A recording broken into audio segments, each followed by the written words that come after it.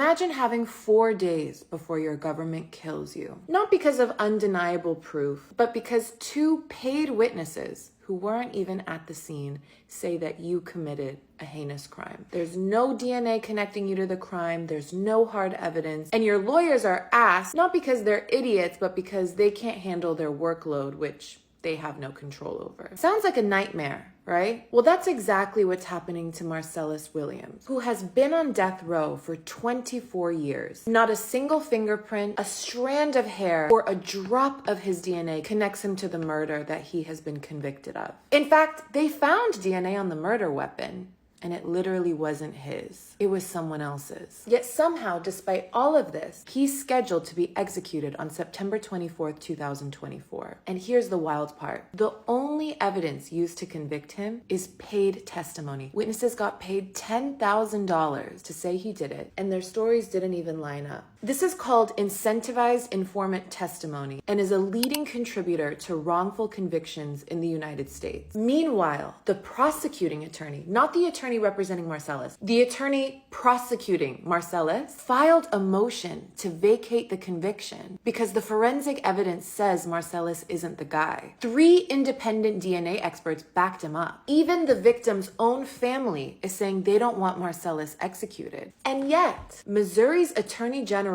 and Supreme Court are pushing forward with this execution like they're racing against the fucking clock to take a life that science and common sense says shouldn't be taken. Like, girl, we have underfunded schools, crumbling roads, a healthcare system that's barely hanging on. And this is how you want to spend your tax dollars? On killing someone who we can't confidently say has committed this crime? The same people who preach about the sanctity of life when it comes to the unborn seem perfectly fine killing someone who might be innocent. It's not adding up. It is not unreasonable to think that if there's any question of Marcellus's innocence, he shouldn't be facing execution. Period. So this is where you come in, because time is running out and you do have the power to make a difference. I need you to call this weird governor, Mike Parson, and tell him to stop being weird and stop this execution before it's too late. Let's at least try to save this guy. And even if we fail, I hope that this can open our eyes to how flawed this legal system is. But your voice does matter either way. And if it's a low lift, why not use it to try to save a life? Thank you for listening. And at the very least, be grateful that this isn't happening to you, because